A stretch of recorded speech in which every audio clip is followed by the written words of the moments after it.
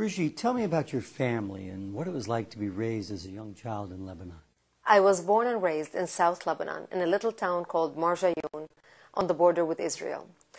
My parents were married for 22 years. They were not able to have any children, and my mother was 55 years old, and my father was 60 when I was born.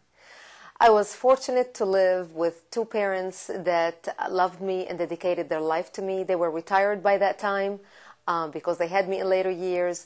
My father was running a restaurant. He owned a restaurant and a lot of real estate. So I was raised in a place where I got to meet a lot of members in the community who came there to eat or to visit with my parents and have a cup of coffee.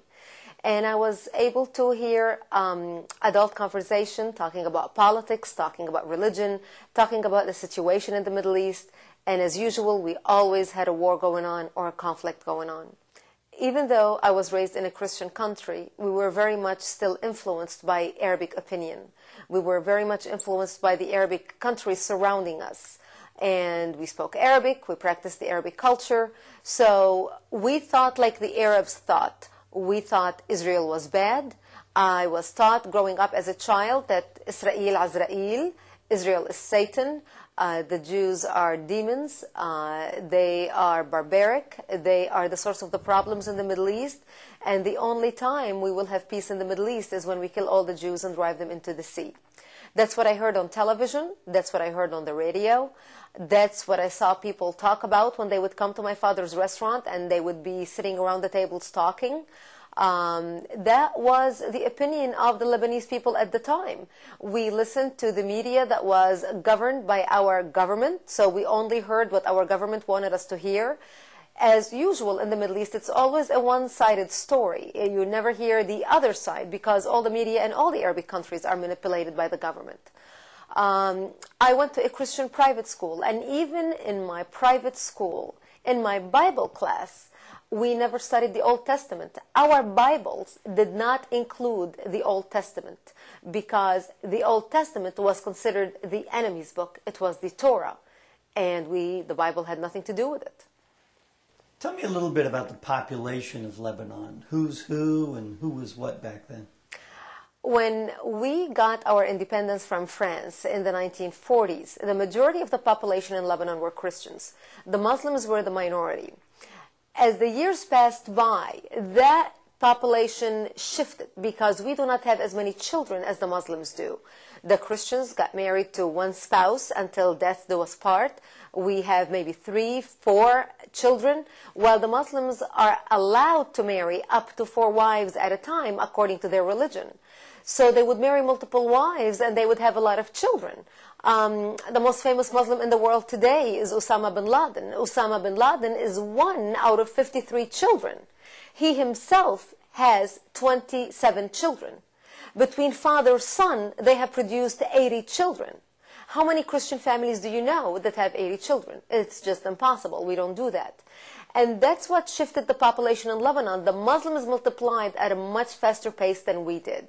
And after 20, 30 years of that, they became the majority, we became the minority.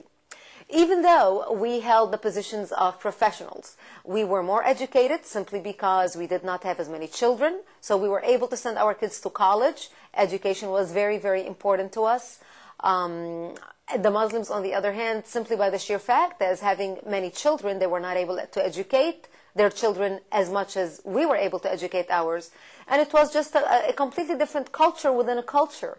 It was a very different 2 segments of society. What was another factor that affected the balance between the Christians and the Muslims in Lebanon? Another factor that affected the balance was the influx of the Palestinians out of Jordan and into Lebanon in 1970. Yasser Arafat and the Palestinians tried to throw King Hussein out of power. Yasser Arafat wanted to create a base in which to fight Israel. When he failed to do that in Jordan, and King Hussein kicked them out into Lebanon, we took them in. We already had Palestinian refugee camps set up. So the majority of the Palestinians that came from Jordan into Lebanon were Muslims. We already had a problem in the balance already in Lebanon between the Christians and the Muslims, but with the influx of the Palestinians into Lebanon, them being Muslims, it aggravated the problem. And Yasser Arafat tried to do in Lebanon exactly what he tried to do in Jordan, create another base in which to fight Israel. And he succeeded. And in order to do that, he had to control the population.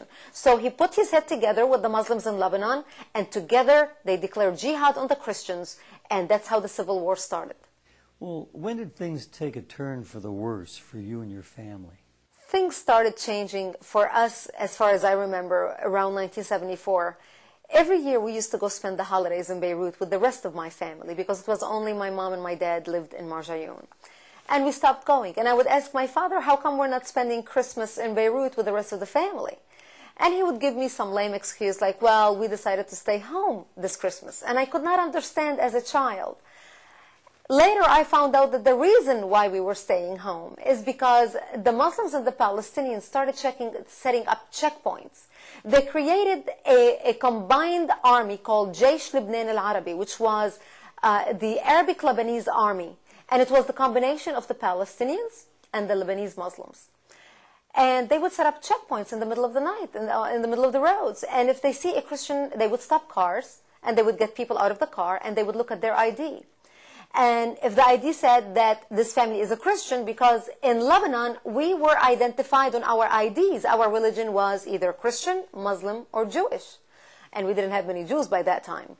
But when they would find out that this was a Christian family, they would get them out of the car and kill them, shoot the whole family. The word spread very fast, and Christians became prisoners to their own towns and their own communities. We were afraid to travel. But the major thing that changed my life was the bombing of my home. When the Lebanese Arabic army was trying to take over the military bases in Lebanon, they had taken over all the military bases with the exception of the military base above my home. They bombed that military base in an attempt to take it over. They missed the military base, and all their rockets exploded in my home, bringing it down and burying me under the rubble. I was wounded, and I ended up spending 2.5 months in the hospital. And I remember as a child asking my parents, why did they do this to us? And my father would always say, because we are Christians. They're trying to kill us.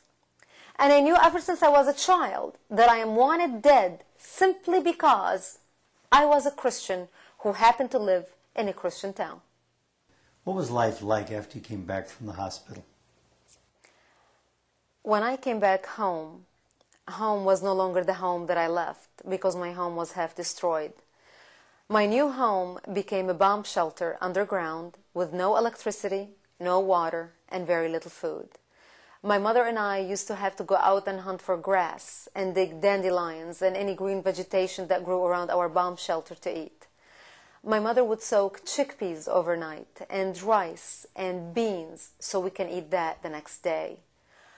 To get some water, we would crawl to a nearby spring to fetch some water, and we would crawl under snipers' bullets.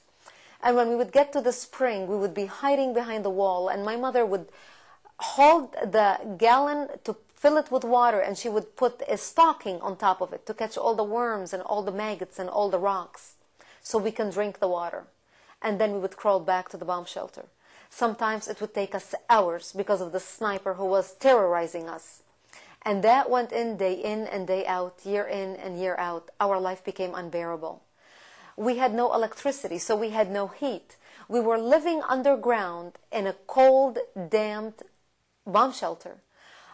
During the day, we would let little rays of lights that we'd sneak in through the door and through the holes in the little window that we had. And at night, we would light kerosene candles, kerosene lamps, so we would have some light. And we would freeze. It was so cold. We would freeze. My father in the wintertime would break twigs, and we would make a fire